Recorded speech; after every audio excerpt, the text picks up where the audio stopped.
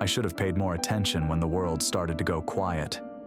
The GPS on the dash had been flickering for the last 20 minutes, its synthesized voice cutting out mid-syllable before giving up entirely. One moment, we were navigating the dense Oregon forests with satellite precision. The next, we were alone with a dying screen and the shifting, hypnotic shadows of Douglas firs striping the windshield. Riley didn't seem to notice. She was hunched over her sketchbook, the scratch of her charcoal pencil a soft counterpoint to the drone of the engine. The silence only truly registered when I saw her staring at her phone screen like it had personally offended her, the little no service icon a final, definitive severing from the world we knew. "Did you know these mountains have unique mineral deposits?" I said, my voice sounding too loud in the confined space. "They can wreak havoc on radio waves, even GPS." Riley glanced up, a faint smile on her lips. "You sound like a Wikipedia article when you're nervous, Mason."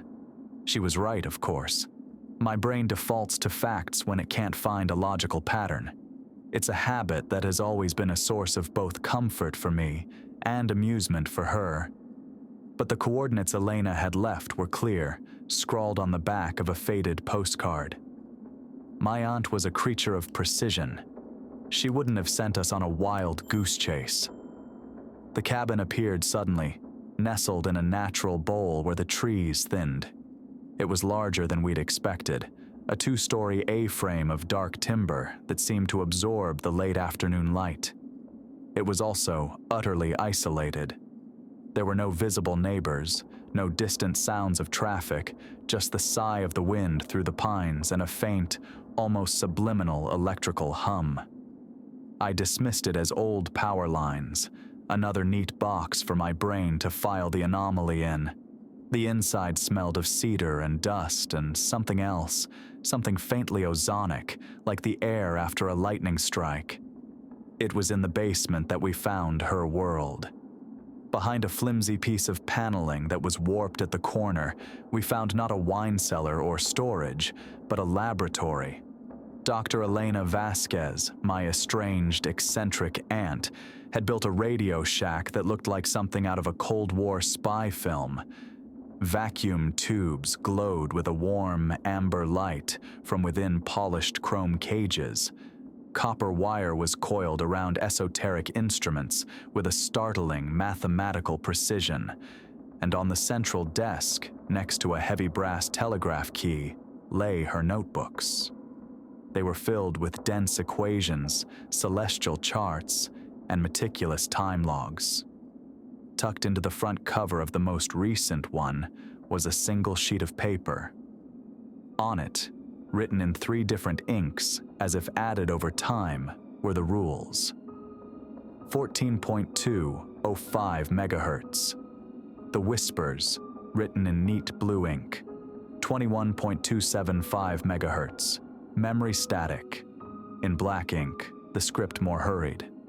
28.4 megahertz. The Harvest, scrawled in red, pressed so hard it had torn through the paper. "A signal protocol," I murmured, running my finger over the scarred word.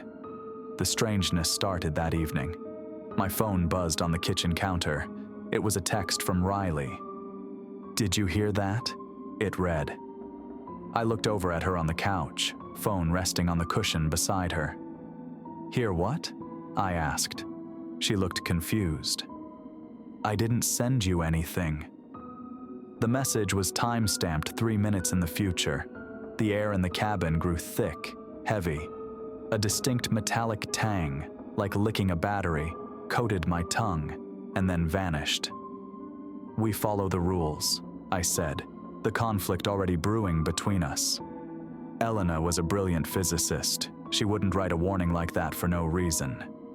Or she was a brilliant eccentric who liked a little drama, Riley countered, her eyes alight with a fascination that bordered on hunger. "Aren't you even a little curious?" That night, my dreams were not my own.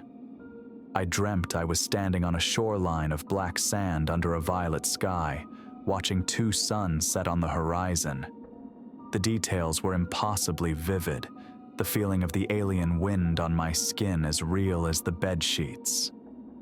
When I woke, Riley was already up, staring at the kitchen microwave.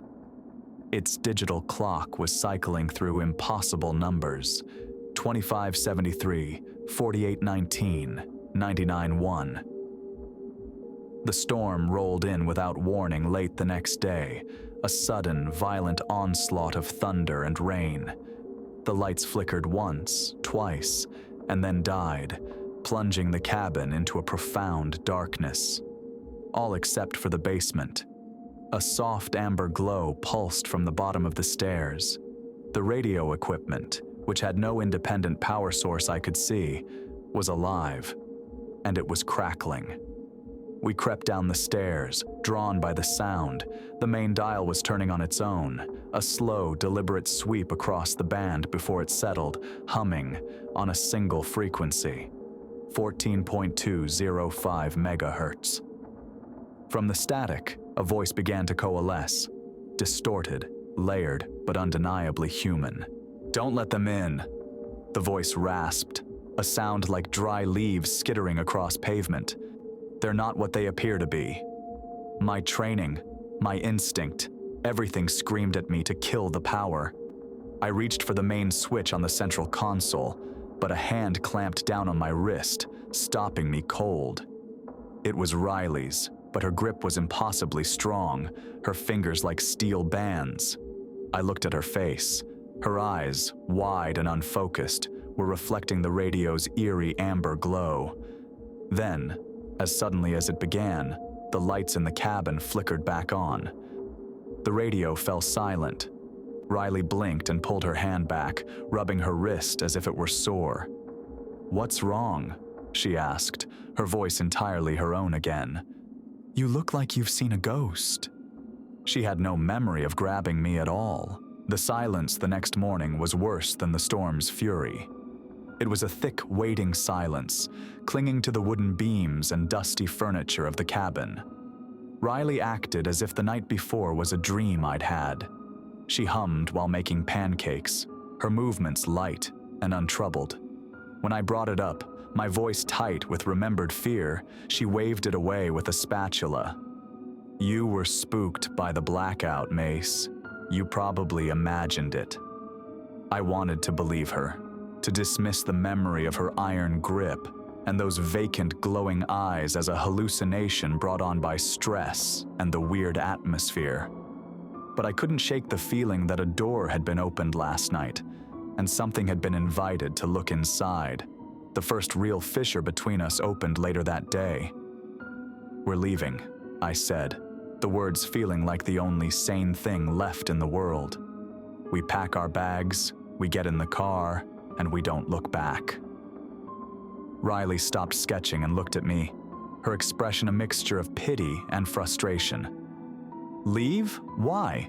Because of a faulty radio and a power surge? Mason, your aunt was onto something monumental here. I can feel it."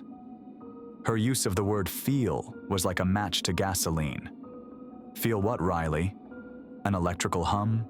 A creepy voice on a dead radio? That's not data, it's a reason to run."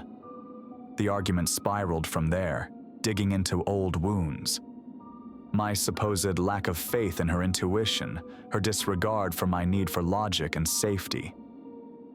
We were standing in the same room, but we were miles apart, our connection dissolving into static. I couldn't sit still. I needed answers, a logical foothold. While Riley retreated into her art, I drove 10 miles toward town until 3 bars of service flickered to life on my phone. Huddled in my car on the side of a dirt road, I fell into a rabbit hole of Elena's professional life. She wasn't just a physicist, her later work, shunned by the mainstream, was on anomalous consciousness transmission via VLF radio waves. I found digitized local newspaper archives. A hiker vanished in the 70s, a pair of electrical engineers in the 80s, a ham radio enthusiast in the 90s, all within a 20-mile radius of the cabin, all technical minds, all gone without a trace during periods of intense solar flare activity. A cold dread seeped into my bones. This wasn't a place of discovery. It was a trap, baited for a specific kind of prey. When I got back to the cabin, the air was different. It was still, but charged, like the moment before a lightning strike. Riley was in the kitchen, a faint serene smile on her face. "I figured something out," she said, her voice soft. "The frequencies. They aren't random. They're keyed to resonance, like tuning forks." She explained a complex theory of harmonic resonance that she should have had no way of knowing, using terms that sounded like they were pulled directly from one of Elena's esoteric papers. I knew, with a certainty that made me sick, what had happened while I was gone. She had gone back to the basement. She had turned the dial. She had listened. I didn't confront her. What would I say? I had no proof, only a deep, gut-wrenching intuition, the very thing I'd dismissed in her hours earlier. The proof came that night. I was woken by a faint scratching sound from the living room. I found Riley asleep on the couch, her sketchbook lying open on the floor beside her. I picked it up, and my heart hammered against my ribs. The pages were filled with new drawings, but they weren't her usual landscapes or portraits. They were intricate diagrams of the radio equipment in the basement, mapping signal paths and power conduits with an engineer's precision. And then I saw it. On the bottom of a page detailing a modification to an antenna coil, scrawled in handwriting that was almost hers but too sharp, too clinical, was a single note. "Signal integrity weak. Requires amplification." It wasn't Riley's script. I knew whose it was. I had seen it all afternoon in the margins of Elena's academic papers. I was not just losing her to a place. I was losing her to a person who was already gone. I waited until morning, the sketchbook a cold weight on the nightstand beside me. I confronted her over a cup of coffee she didn't seem to need, her energy humming at a strange new frequency. I laid the book open on the table between us, pointing to the diagram of the antenna coil. "Where did you learn this?" My voice was quiet, stripped of accusation, leaving only a raw, desperate need to understand. Riley glanced at the drawing, a flicker of genuine confusion in her eyes, before it was replaced by a familiar defensiveness. "I don't know, Mason, I was just drawing. It just came out." "This isn't your handwriting, Riley. It's Elena's. I've been reading her notes." "You're trying to find problems where there aren't any," she snapped, her voice sharp. "You're blocking it. Your skepticism is like noise on the line. It's making it harder to hear." The word "hear" hung in the air, a confession she didn't even realize she'd made. The chasm between us was no longer just a disagreement. It was a fundamental rift in reality. She was listening to a broadcast I couldn't receive, and she was starting to believe its message more than mine. The argument ended with her grabbing her jacket and striding out into the woods, leaving me alone with the silent, humming cabin. My first thought was to try the car again, to just grab her and force her to leave. The engine turned over once, sputtered, and died. I tried again. Nothing. A quick check of the battery showed it was fully charged. It wasn't mechanical. It was something else, something pervasive. Defeated, I walked the half-mile to the nearest property, a small farm owned by a woman named Mrs. Chen. I found her standing in her yard, staring at a flock of birds that were all perched on a power line, perfectly equidistant, all facing the same direction. She barely looked at me when I explained my car trouble. "Nothing with a chip in it works right today," she said, her voice distant. "My television this morning. It was showing the inside of the general store, the camera in the back storeroom, just for a minute. Saw figures in the yard last night too, like people made of TV static." Her words confirmed my deepest fear. The bleed was happening everywhere. The signal was escaping the basement. When I returned, Riley was back. She was at the kitchen table, surrounded by Elena's notebooks, cross-referencing equations with a feverish intensity. She looked up as I entered, a strange light in her eyes. "The signal isn't just audio," she said, her voice imbued with an academic certainty that was entirely Elena's. "It's a carrier wave for patterned consciousness. The valley's mineral composition creates a natural resonant cavity, amplifying the transmission. It's brilliant." She was gone. The person I knew, the artist who saw the world in color and emotion, was being overwritten by a scientist who saw it in frequencies and wave propagation. I knew then that I couldn't fight it from the outside. I couldn't reason with it, and I couldn't escape it. To understand what was happening to her, to find the person I loved inside that complex, stolen knowledge, I had to go in myself. With trembling hands, I descended the stairs to the amber-lit basement. The air was thick with ozone, humming with a latent power that made the hair on my arms stand up. I sat at the console, the cold metal a stark contrast to my racing pulse. I was breaking my own rigid rule, stepping willingly into the storm. My fingers found the heavy dial and turned it past the soft whispers of 14.205 megahertz. I pushed onward, the static growing harsher until the needle settled on the second mark. 21.275 megahertz, memory static. The sound hit me not through my ears, but through my skull. It was a tidal wave of splintered consciousness.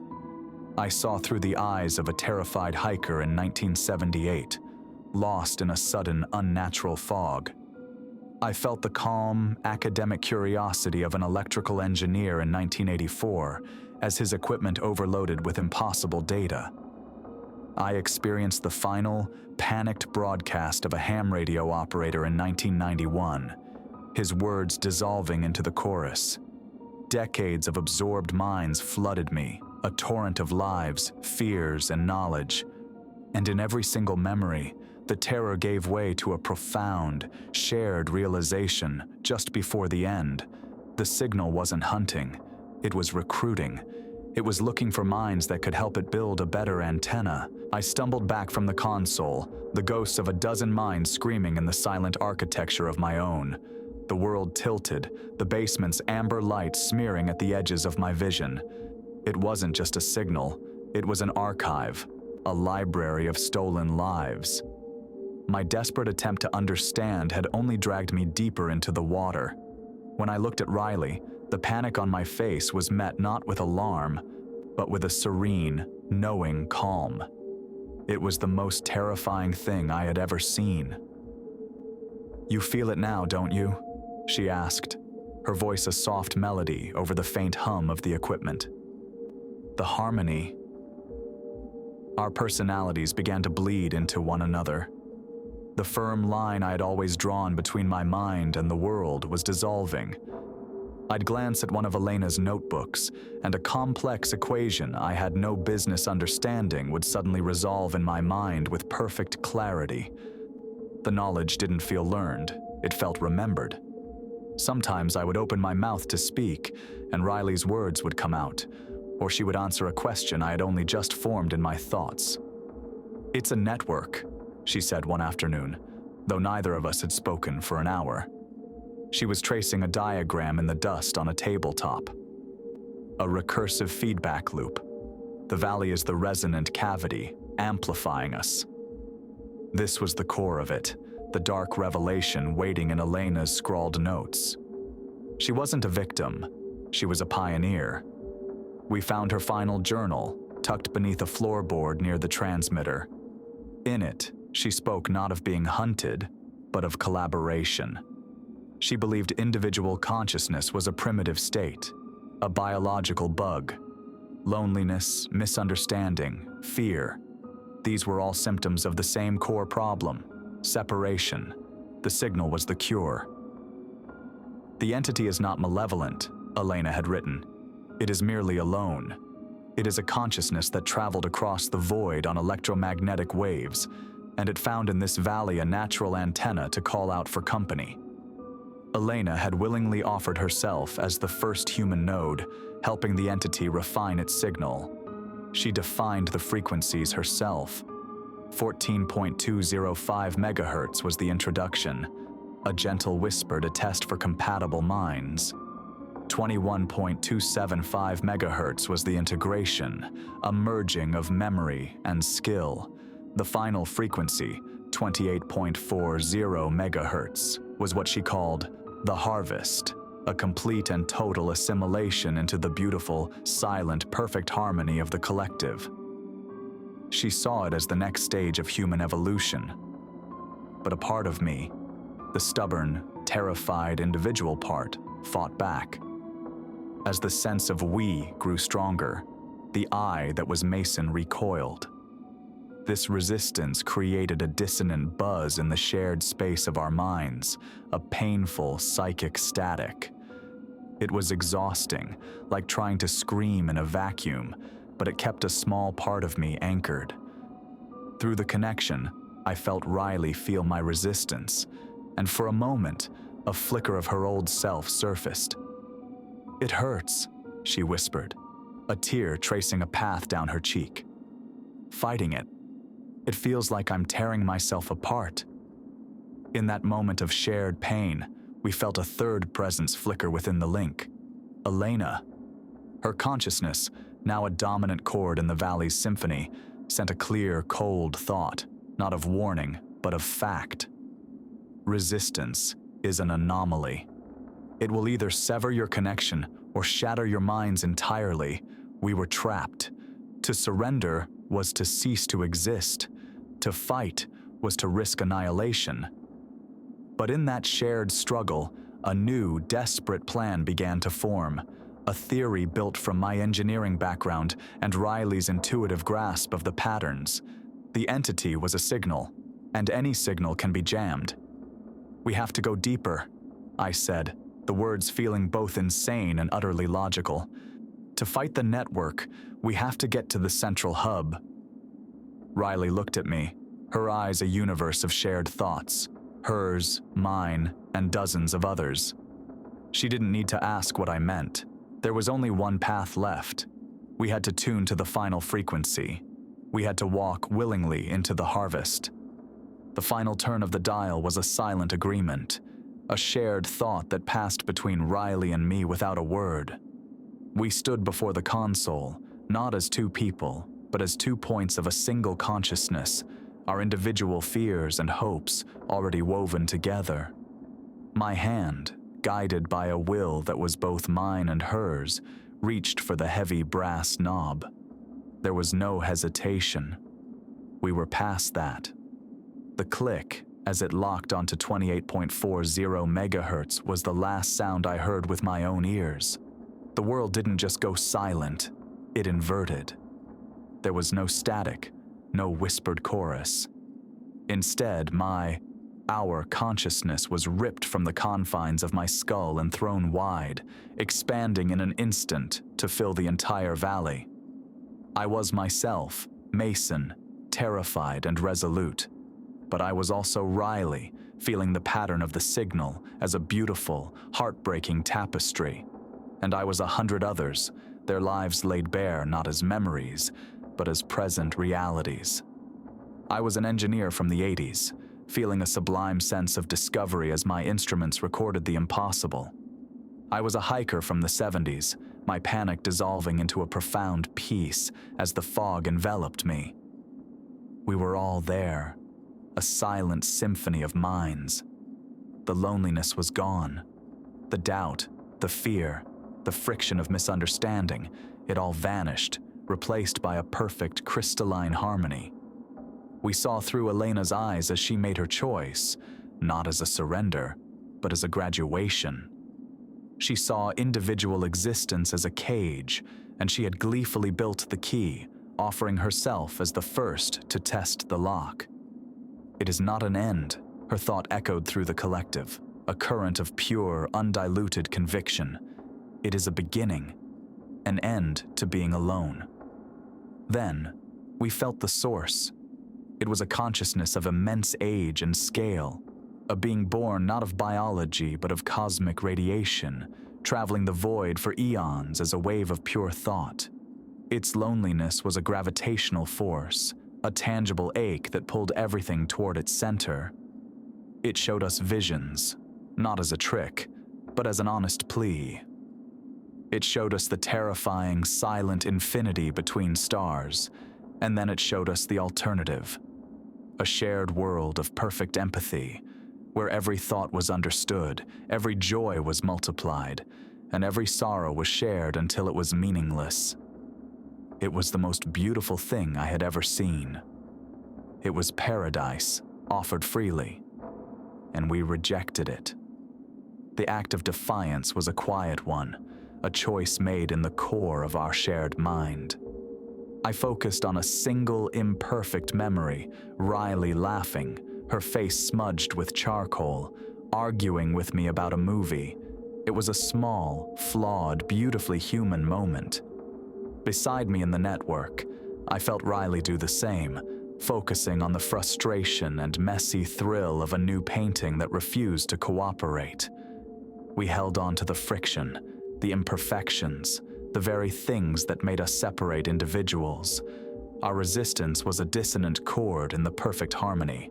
At first, it was a flicker, then a painful buzz. Then, we felt other flickers ignite in response. The engineer remembered the name of his daughter. The hiker recalled the feel of the sun on his face before the fog rolled in. Small pockets of I began to surface in the great ocean of we. The harmony began to fracture.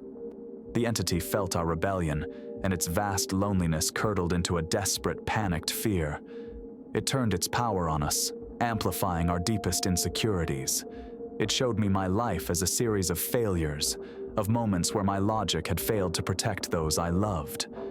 It showed Riley a world where her art was dismissed, her intuition mocked, where she was utterly and completely alone. It was trying to sever the trust between us, to isolate us so we could be absorbed more easily. But it was too late. We were already connected, not just by the signal, but by our shared choice to fight it. We saw each other's fears and didn't recoil. We accepted them. In that moment of absolute trust, our minds, fused with the knowledge of every technician, engineer, and physicist in the network, saw the solution. We didn't need to destroy the signal. We needed to add to it. We formulated a new frequency, a complex counterwave built not to jam the signal, but to introduce a new variable into the equation, the choice to disconnect. It was a frequency of individuality.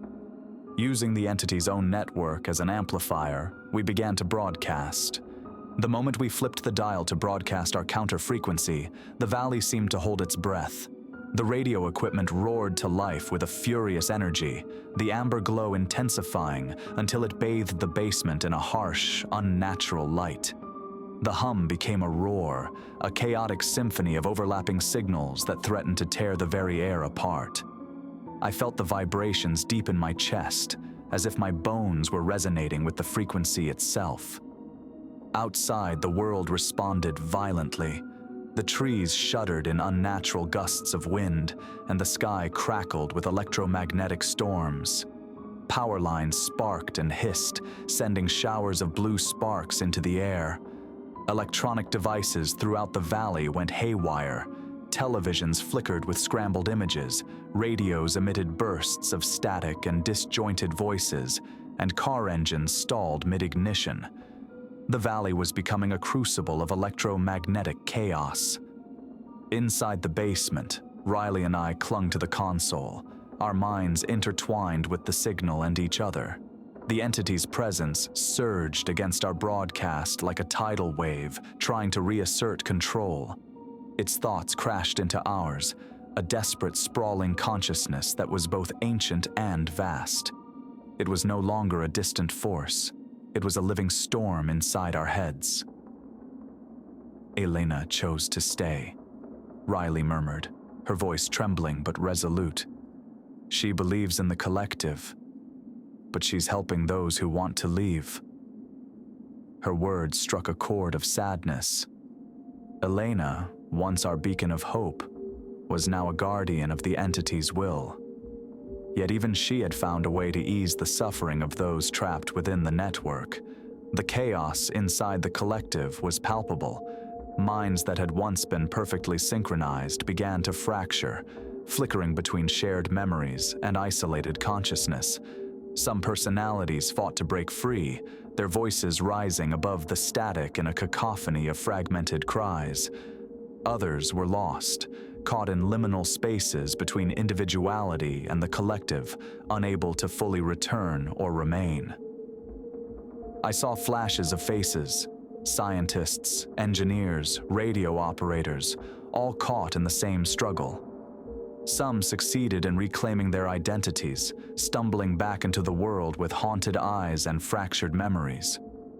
Others were forever changed, their sense of self blurred by the collective's lingering touch. The cost of our victory was stark. We were unraveling a unique form of consciousness, a cosmic entity that had sought connection, but at the price of individuality. The valley was a battlefield where the price of freedom was measured in lost minds and shattered realities. Riley and I emerged from the basement, the air heavy with ozone and charged energy. Our relationship had transformed irrevocably. We understood each other in ways words could never capture, our thoughts occasionally overlapping in quiet moments. Yet the intimacy was tinged with a profound loneliness, the knowledge of what we had lost and what we had fought to preserve. The entity was not destroyed. It adapted, learning to coexist without forced assimilation. Some in the valley chose partial connection, creating a new kind of community where individuality and collective consciousness intertwined in uneasy harmony. As we packed to leave the valley, I felt the weight of the experience settle deep within me. The entity's gift was a double-edged sword, offering glimpses of perfect understanding while reminding us of the fragile, precious nature of self. The cabin, once a place of mystery and dread, stood silent behind us. Yet the radio equipment within still hummed softly, transmitting on impossible frequencies, an open invitation or a warning to those who might follow. We walked away, carrying the echo of the signal within us, forever changed by the transmission breakdown that had shattered the valley's silence. 6 months later, the world was loud again. We lived in Portland, surrounded by the comforting, chaotic noise of traffic, construction, and strangers' conversations. I had a job as an electrical engineer, designing systems that were predictable, logical, and blessedly mundane. Riley found a studio in an old warehouse district, and her art took a strange turn. She started working with metal and wire, creating intricate sculptures that looked like frozen lightning, pieces that seemed to hum with a silent energy only we could perceive. We were building a normal life, brick by fragile brick, but the silence of the valley was a phantom limb. We could still feel it ache when the world got quiet. During thunderstorms, the taste of ozone would coat my tongue, and I'd catch Riley staring at the flickering streetlights as if trying to decipher a message. Sometimes, in the middle of a crowded room, I'd turn to answer a question she had only thought, our minds still brushing against each other like loose wires. The perfect empathy we once shared in the collective had left a ghost in our relationship. We understood each other too well, the mystery and discovery of learning another person stripped away, leaving an intimacy that was both profound and deeply lonely. The past wasn't buried. I found it in the dark corners of the internet, on fringe science forums where Elena's name was spoken with a mix of reverence and ridicule. There were whispers of other places, other valleys with unique mineral compositions. A research team in the Urals reported anomalous radio bursts. A small town in rural Australia experienced a week of shared waking dreams. The entity wasn't gone. It was simply seeking new antennas, new collaborators. I never showed these to Riley. Some doors are better left unopened. we knew we weren't truly free. We were ambassadors, whether we wanted to be or not. The code of the signal was written into our neurology now. We felt its echo in the global network, in the interconnectedness of modern life. We were a part of a new equilibrium, a bridge between the lonely, isolated consciousness of humanity and the vast, silent hunger of the entity. We carried its potential and its warning within us, a choice we had to remake every single day. One crisp autumn evening, Riley finished her latest sculpture. It was a latticework of copper and steel, resembling a massive, abstract telegraph key. As the sun set, a faint amber light began to pulse from its core, powered by nothing I could measure. "It's calling," she said, her voice soft. It wasn't a question. "I know," I replied, "but we don't have to answer." In that moment, we found a new kind of harmony, not of merged thoughts, but of shared, silent understanding. We had been to paradise and chosen to leave. We had faced the end of loneliness and chosen the beautiful, chaotic friction of being ourselves. We were scarred, we were changed, and we were still here. Far away, in the deep woods of Oregon, the cabin sat quiet under a sky full of stars. Dust gathered on the abandoned equipment in the basement. A new car, a rental, pulled up the gravel driveway. A young couple got out, laughing, holding a set of inherited keys. They were looking for a quiet escape from the city, a place to disconnect. Inside, they would find the notebooks. They would find the rules. And as they stepped across the threshold, a single vacuum tube on the central console, dormant for months, began to glow with a familiar amber light. The static on the speaker coalesced, just for a moment, into a layered, welcoming voice, broadcast on a frequency that was both a warning and an invitation. "Welcome," it whispered, the voice of Mason, of Riley, of Elena, and of 100 others. "This is the signal protocol.